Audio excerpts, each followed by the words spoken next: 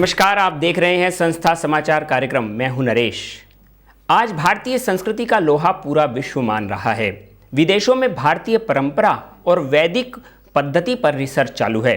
चोटी रखना, जनेऊ पहनना, तिलक करना आदि की महत्ता आज विज्ञान भी मानने लगा है, जिसको हम आज्ञा चक्र का नाम देते हैं। जहां पर तिलक करना भारतीय संस्कृति की प्राचीनतम परंपरा रही है, वही तिलक करने वाली जगह को आज वैज्ञानिकों ने पिनियल ग्रंथि नाम दिया है। इस जगह पर किसी भी गीली वस्तु का स्पर्श करने से बौद्धिक शक्ति में गजब का विकास पाया गया है। ज्ञान तंतु मजबूत होते हैं तथा याद शक्ति में भी काफ़ी बढ़ोतरी होती है, ऐसा विज्ञान का मानना है। इसके साथ साथ जनेऊ पहनने की परंपरा भी भारत में प्राचीनतम रही है। आज वैज्ञानिक दृष्टि से जनेऊ स्वास्थ्य और पौरुषत्व के लिए भी काफ़ी लाभकारी होता है। उनका मानना है कि कान पर जनेऊ पहनने से पेट संबंधी कई रोग नहीं होते हैं, उसके साथ साथ रक्तचाप में भी बचाव होता है और अन्य कई सारी समस्याएं शरीर की दूर होती हैं। पीठ की बीमारियां तथा पेट की बीमारियां खास तौर पर जनेऊ पहनने से दूर हो जाती हैं।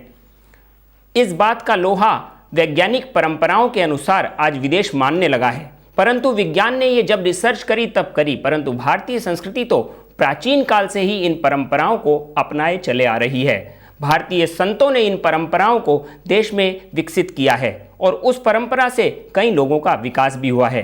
स्वस्थ, सुखी और सम्मानित जीवन जीने के लिए कई सारी युक्तियां आयुर्वेद ग्रंथों में हैं।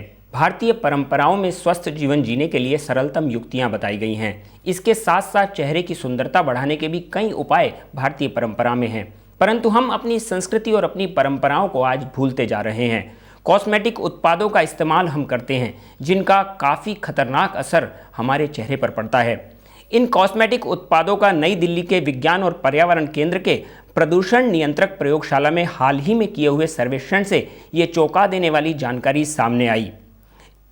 हिंदुस्तान में कॉस्मेटिक उत्पादों में मर्क्यूरिक के इस्तेमाल पर पाबंदी है, उसके बावजूद भी कुछ कंपनियां बिना दिक्कत के इसे इस्तेमाल कर रही हैं और ग्राहकों के जान माल के साथ नुकसान पहुंचा रही हैं। हाल ही मार्केट में कई कंपनियों में कॉस्मेटिक उत्पाद दाखिल हुए। इन कॉस्मेटिक उत्पादों में पारा जैसे अत्यंत घातक पदार्थ पाए गए हैं। कैंसर को आमंत्रण करने वाले क्रोमियम भी प्लास्टिक इसमें पाया जाता है। इसके साथ साथ सर्वेक्षण में ये भी पता चला कि 44% फेयरनेस क्रीम में पारा पाया गया है, 43% लिपस्टिक में निकेल और 50% लिपस्टिक में क्रोमियम सर्वेक्षण में पाया गया है। ये सारी बातें हम आपको क्यों बताना चाहते हैं? इसीलिए कि भारतीय परंपराओं में सरलता से ऐसी युक्तियां हैं जो आपके चेहरे को सुंदर बना सकती हैं और आपके शरीर को स्वस्थ रख सकती हैं। हमारे संतों ने सदियों से इन परंपराओं को लोगों को बताया है, जो कि घर में आजकल बुजुर्ग लोग जानते भी हैं और करते भी हैं, परंतु इन परंपराओं को आज छुपा दिया गया। उसके साथ साथ ऐसी विकृति पैदा की गई जिससे कि हमारे भारतीय युवा पीढ़ी बर्बादी की ओर जा रही है। वो सरल युक्तियां हम आपके सामने रखना चाहते हैं जो संत अपने सत्संग में कई बार बताते आए हैं। तो जो विदेशी महिलाएं हैं बेचारी, उनको सत्संग नहीं होता मिलता है, तो ऐसी चीजें बन लेकर बाहर से सौंदर्य उधारा लाती है। और 2-4 साल ये पफ पाउडर लाली लिपस्टिक से वो जरा टिप टाप तो दिखती, और फिर कुदरती जो रोमकूप है वो गड़बड़ा जाते हैं, वो अपने श्वेत कण भी क्षीण हो जाते हैं। तो फिर किसी दिन वो मेकअप नहीं करे तो डरावनी बूढ़ी बंदरियों जैसी लगती है। इसलिए माताएं, बहनें, मैं हाथ जोड़कर बेटियां, लालियां कहता हूं कि ये बाहर की लाली और बाहर की क्रीम भूल जाना और प्लास्टिक की बिंदी को दूर से त्याग कर देना। तिलक करने से तेज बढ़ता है, सौंदर्य बढ़ता है, शोभा बढ़ती है, प्रसन्नता बढ़ती है, निर्भीकता बढ़ती है।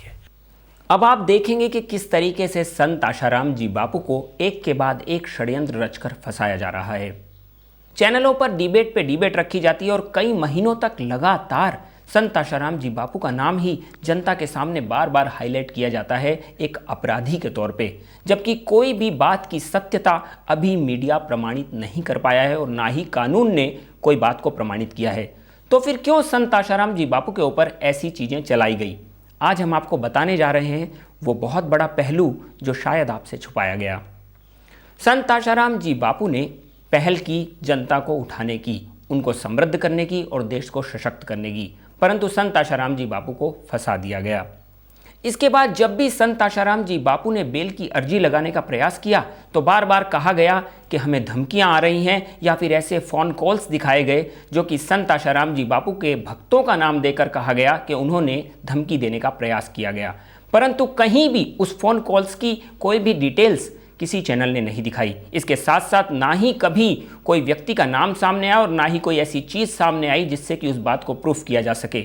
अब कोई भी व्यक्ति कहीं से जाकर किसी को कॉल करे और उस बात को मीडिया पर उछाल दिया जाए तो हो सकता है ये पीछे बहुत बड़ा षड्यंत्र है ताकि संत आशाराम जी बापू को जमानत तक भी न मिल पाए। आप दूसरी ओर देखेंगे कि जब तरुण तेजपाल जो कि तहलका के संपादक है, उसके खिलाफ कई सबूत भी मिले हैं बलात्कार के, परंतु उसके लिए मीडिया ट्रायल चलाने पर रोक लगा दी गई। वहीं सुप्रीम कोर्ट के एक जज पर भी बलात्कार का आरोप लगा, परंतु उस पर भी मीडिया ट्रायल चलाने पर रोक लगा दी गई। सुप्रीम कोर्ट के जज पर जब बलात्कार का केस लगा वो 3 साल पुराना था। उसके लिए जगह जगह से वकीलों और जजों की मांग उठने लगी कि ये 3 साल पुराना केस है, इसलिए इसे रद्द किया जाए। परंतु क्या संत आशाराम जी बापू के केस में 12 साल पुराना होने के बावजूद भी उस केस को कहीं पे भी कोई तवज्जो नहीं दी गई और ना ही इस बात को रद्द करने की मांग की गई? क्या ये एक राजनीतिक या फिर कोई प्रशासन का षड्यंत्र नहीं दिखता? लगता है कहीं ना कहीं इसके पीछे कोई ना कोई बड़ा शक्ति, बड़ी सत्ता काम कर रही है संत आशाराम जी बापू जैसे समाज उत्थान, देश उत्थान के सेवा कार्य करने वाले संतों को फंसाने के लिए। अब बात यह आती है कि जहां संत आशाराम जी बापू पर पोक्सो की धारा लगती है तो उनको तुरंत अरेस्ट कर लिया जाता है, परंतु यही पोक्सो की धारा इंडिया न्यूज़ के एक एंकर दीपक चौरसिया पर भी लगी है। तो क्यों उनको अभी तक अरेस्ट नहीं किया जा रहा है? बार बार उनके द्वारा चैनलों पर आकर ये बातें कही जा रही थी कि पोक्सो की धारा में खुद को सिद्ध करना होता है कि व्यक्ति निर्दोष है या नहीं। अब दीपक चौरसिया पर जब ये पोक्सो की धारा लगी है तो क्यों वो चैनल के एंकर सामने आकर इस बात को प्रूफ नहीं करते कि वो निर्दोष हैं?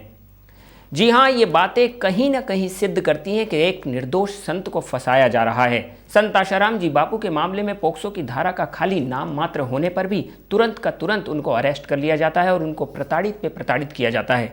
परंतु यही चीज़ें जब मीडिया वालों के खिलाफ या फिर राजनीतिक लोगों के खिलाफ सामने आती हैं तो क्यों उसको कहीं हाईलाइट नहीं किया जाता और ना ही उन लोगों को अरेस्ट करने में कोई भी जल्दबाजी दिखाई जाती है। इसके साथ साथ दूसरा एक बड़ा मुद्दा संत आशाराम जी बापू के लिए आज कुछ न्यूज़पेपरों द्वारा उछाला जा रहा है। कहा जा रहा है कि संत आशाराम जी बापू के कुछ भक्तों को तैयार किया गया है आत्मदाह करने के लिए, परंतु ऐसी कोई भी बात सामने नहीं आई है और ना ही ऐसा कोई प्रयास उनके आश्रमों द्वारा हो रहा है। हमने ये जानने का प्रयास किया था उनके आश्रम में ही, परंतु ऐसी कोई भी बात वहाँ जानने को नहीं मिली। ये बात का रिपोर्ट दर्ज कराने वाला राहुल सचांग नाम का व्यक्ति काफ़ी शातिर दिमाग का व्यक्ति है। बॉम्बे में इसने एक कंपनी के सारे कंप्यूटर्स को हैक भी कर लिया था और कई लड़कियों को अश्लील एमएमएस भेजने के चक्कर में तथा उनके साथ अश्लील हरकतें करने के चक्कर में ये जेल की हवा भी खा चुका है। ये व्यक्ति चैनलों पर मुंह ढककर बार बार आता था और संत आशाराम जी बापू को बदनाम करने का प्रयास करता था। जब इससे पूछा जाता था कि ये चैनल पर मुंह ढककर क्यों आ रहा है तो इसका कहना होता था कि संत आशाराम जी बापू के लोग मुझे धमकियां दे रहे हैं, परंतु बात तो कुछ और ही थी। जब ये बात खुलकर सामने आई कि पुलिस उसको खोज रही है और उसके खिलाफ कई सारे गुनाह दर्ज हैं और ऐसे कई क्रिमिनल्स केस भी वो कर चुका है, तो ऐसे क्रिमिनल्स का मुंह ढककर आना तो स्वाभाविक बात थी। बड़ी में बड़ी बात यह है कि क्यों ऐसे लोगों को चैनल वाले अपने चैनलों पर बुलाकर एक निर्दोष संत को बदनाम करने का बार बार प्रयास करते हैं। तो ये बातें कहीं ना कहीं जाहिर करती हैं कि संत आशाराम जी बापू जैसे निर्दोष संतों को आज फंसाया जा रहा है और हो रहा है एक बहुत बड़ा षड्यंत्र भारतीय संस्कृति, हिंदू संतों और हिंदू परंपरा को तोड़ने का। अब आप ये देखेंगे कि ऐसी घटनाएं जो सामने आती हैं जो कि संत आशाराम जी बापू को बदनाम करने के लिए की जाती हैं, ये घटनाएं तभी सामने आती हैं जब संत आशाराम जी बापू की जमानत पर बहस होने वाली होती है। कोर्ट में ये चर्चा प्रारंभ हो उससे पहले ही मीडिया चैनल वाले इन बातों को दिखाना शुरू कर देते हैं, जबकि उससे कई दिनों पहले आप देखेंगे कि कभी ऐसी कोई भी घटनाएं सामने नहीं होंगी और ना ही मीडिया ट्रायल पर कोई ऐसा ट्रायल चलाया जाएगा। जब संत आशाराम जी बापू की जमानत सामने आती है तभी ट्रायल पे ट्रायल चलने शुरू हो जाते हैं। इसी श्रृंखला में ये बात सामने आई है कि संत आशाराम जी बापू के लोगों को आत्मदाह करने के लिए तैयार किया गया, परंतु संत आशाराम जी बापू अपने सत्संगों में आत्मदाह का विरोध करते हैं तथा आत्महत्या का भी कई बार विरोध करते हैं। उनके भक्तों और संत कभी भी इस चीज़ों से एग्री नहीं हैं और ना ही वो चाहते हैं ऐसी कोई चीज़ करना। संत आशाराम जी बापू ने तो जेल से लेटर लिखकर भी अपने साधकों को कानून की हदों में रहने को कहा है और कानून के किसी भी प्रक्रिया में हस्तक्षेप न करने की सलाह भी दी है और ये भी कहा है कि यदि कोई ऐसा करता है तो वो मेरा शिष्य ही नहीं होगा। तो ऐसी बातें सामने आने के बावजूद भी संत आशाराम जी बापू जैसे संतों पर क्यों आरोप लगाया जा रहा है, जबकि वो समय समय पर अपने सत्संगों में लोगों को ऐसी चीज़ें न करने के लिए खुद प्रेरित करते रहे हैं। अब चाहे राहुल सचांग हो जो कि लैपटॉप बाबा के नाम से पुलिस से भागता फिरा, या फिर अजय भिमानी, या राजू चांडक कहें, या फिर आपसे कहें अमृतलाल प्रजापति जिसने अपनी ही पत्नी को बुर्खा पहनाकर संत आशाराम जी बापू के ऊपर बलात्कार का इल्जाम लगाने के लिए सन 2008 में प्रयास किया था। ये बातें खुल गई जब जज के सामने वो स्वयं आया और उसने खुद कहा कि मैंने अपने हाथों से अपनी पत्नी को बुर्खा पहनाया था और मीडिया के सामने प्रस्तुत किया था संत आशाराम जी बापू पर इल्ज़ाम लगाने के लिए। ऐसे कई सारे लोग हैं जो संत आशाराम जी बापू को बदनाम करने का पूरा प्रयास कर रहे हैं। इनके बद इरादे तो यहाँ तक लगते हैं कि संत आशाराम जी बापू को जड़ से ही नष्ट कर देना चाहते हैं, परंतु बापू के दीवाने झुटलाए नहीं जाते, कदम रखते हैं आगे तो लौटाए नहीं जाते। इसीलिए संत आशाराम जी बापू के भक्तों की संख्या तो दिन ब दिन बढ़ती ही जा रही है। लोगों की श्रद्धा और उनके अंदर आक्रोश भी देखने को मिल रहा है कि किस प्रकार संत आशाराम जी बापू को आज बदनाम करने का प्रयास किया जा रहा है। ये सारी घटनाएं भारत भर के पूरे लोगों में दिख रही हैं। इसके साथ साथ विश्व के लोग भी आज संत आशाराम जी बापू के समर्थन में खुलकर आ रहे हैं। हिंदू धर्म के लोग तो संत आशाराम जी बापू को मान ही रहे हैं, पर मुस्लिम धर्म के लोग भी आज संत आशाराम जी बापू को अपना पीर और मुर्शद मान रहे हैं। तो क्यों ऐसे संत को बदनाम करने का प्रयास किया जा रहा है, बार बार उन्हें सताया जा रहा है? तो कहीं ना कहीं इसके पीछे बहुत बड़ा राजनीतिक षड्यंत्र हो सकता है। भारत को तोड़ने की साजिश हो सकती है, भारतीय संस्कृति को तोड़ने की साजिश हो सकती है। जनता से हम ये अनुरोध करना चाहेंगे कि आज जानने की ज़रूरत है। सत्य को जानने का प्रयास आप अवश्य करें। जब आप सत्य को जानेंगे तो सच आपके सामने होगा और ये झूठी बातें हवाई महल की तरह उड़ जाएंगी। Hariom, this is Sangeeta Chauhan. I'm working from Accenture as a project management officer. I've been with this company for a long time, and I've been with Bapu for a very long time, say about 1998. I took a Guru Diksha from Bapuji, and from since then I've been following him, and sincerely I'm getting lots of peace and lots of harmony with his blessings. Actually, I have seen a lot of satsang of his, like his whole teachings and Guru Gyan was desperately very different and very nice and very soul soothing. So then we thought of taking a Diksha from Bapuji. We went to Ahmedabad to see him once, and when I went first time, when I heard his satsang first time, and that time only I decided to take a Diksha from Bapuji, and that was a Guru Poonam day, and we took the Diksha on that day itself, and from then we are like getting the whole blessings of Bapuji and being following him with sincere and deep heartedly. The rape allegation which has been put on Bapuji is absolutely wrong. That is not at all possible. He is a pure soul, people not even can think where he is, from where he is coming, from where he belongs. That's only we can experience, those who listen to him and follow him. We got a lot of peace. We young people we don't just follow like this. We get a lot of peace. We get the guideline, and that's the reason we do it. And how is it possible that the saint can do all such kind of things?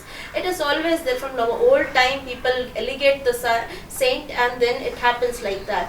Maybe Mahatma Buddha, maybe any Shankaracharya or anyone else. Nowadays, Bapuji is having a hold on a society where the young people, old people, everybody is following him because they are getting the benefit out of them, and that is a scare of the society which is being, that's the reason I think this is a conspiracy which has been made for Bapuji, and it's been worked out. Media is, you can say, playing a major role to giving the knowledge to the society, but nowadays it's unfortunate the knowledge which is being given by the media is absolutely biased. So it's up to you. You think, decide, and then you take a call. Just don't believe what has been shown on the TV or what has been shown in the news. Follow it. You listen to them, but you follow your mind. You take your own call. There are so many things being shown on that. You have to take your call. Use your mind, use your brain, use your experience, and then follow. I will not say you just believe in Bapuji. Calm down. Listen to his satsang, and then you see what is wrong and what is right. The media is so biased that whatever allegation has been put on Bapuji, it shows very variantly. Now, every day, now, then, it is all channels are showing that rot. But whenever we get the clean chit, it has not been proved. The court give the clean chit. It has never been shown on the it has never been shown on the news. Not even once that we have got the clean chit. There is some tantra mantra is going on in the ashram. It was being shown very barrently. But when it has been proved that nothing was found like that, it has never been shown on the channel that Bapuji got the clean chit. So this is a biased media. You cannot even think when you can exploit someone. Why can't you when they get the clean chit? Why can't it be shown at the same time? Why the people can be exploited like this, saying that he has done a lot of bad things. When we got the clean chit, it has not been shown to them. So we as a people around in the society, how will the people see? We believe in Bapuji, okay, we have the trust. But those who don't believe, they will only see the thing which is being allegated. They will not even come to know that we got the clean chit, and he is not in that all this drama. So this is a biased media which has been very bad on his part in doing that. The allegation has not been proved. Still, there is court sessions going on. It has been not proved. But still, there are people around in the society and the government, and be giving the bail to them, giving the payroll. They are out of the circuit and they are moving the society. Whereas our Bapuji, he has not done anything. He is not getting the bail. Whereas A. Raja, will you say Sanjay Dutt, who has done the crime in Tada, it has been proved. Though he is out, he is free in the world, and the saint like Bapuji is behind the bar. It is very unfortunate and very bad to us part. There was allegation of consuming afim by Bapuji. How is it possible? He has done so many ways he is giving to get rid from all those Gnostic things. How Bapuji can do? He has a big nasha. He has really a big nasha of Harinam, whereas this nasha is nothing in front of him. Why will he take it? He doesn't even bother for this world. I would request everybody not to take my words. Come to the ashram. See the things, experience the thing, and then if you find something wrong, you definitely allegate. But without not even visiting once, you cannot allegate anyone. Not a normal citizen, and he's a big saint. How can you allegate him? There are so many lakhs and lakhs of people following him. Just for what? He doesn't pay anything to anyone, but whatever we get it is priceless. So I would request all of you, if you find something wrong, if you're thinking that Bapuji may be wrong or something wrong is being done in the ashram, please do come in once. See to it, check it on your own, and then take a call, and whatever you want, you can say. But just listening to the media or the people, don't please follow them. Have your own presence of mind, use your brain, use your mind, use your subconscious mind, and then take it a call. Any saint Purush can do all these things. For him, all these things is not at all. It is unmaterialistic. For us, it is a materialistic thing. For him, it is unmaterialistic thing. It does not work from him. For his money, status, society, it's nothing for him. सच से जुड़ी खबरें लगातार हम आपको देते रहेंगे हमारे इसी मंगलमय चैनल के माध्यम से। मंगलमय चैनल सभी का मंगल चाहता है। मंगलमय चैनल पर संस्था समाचार कार्यक्रम में जुड़ने के लिए आपका काफ़ी धन्यवाद। हम फिर से मिलेंगे आपको इसी समय अपने उसी संस्था समाचार कार्यक्रम में। तब तक के लिए मैं आपसे इजाज़त चाहूँगा। नमस्कार।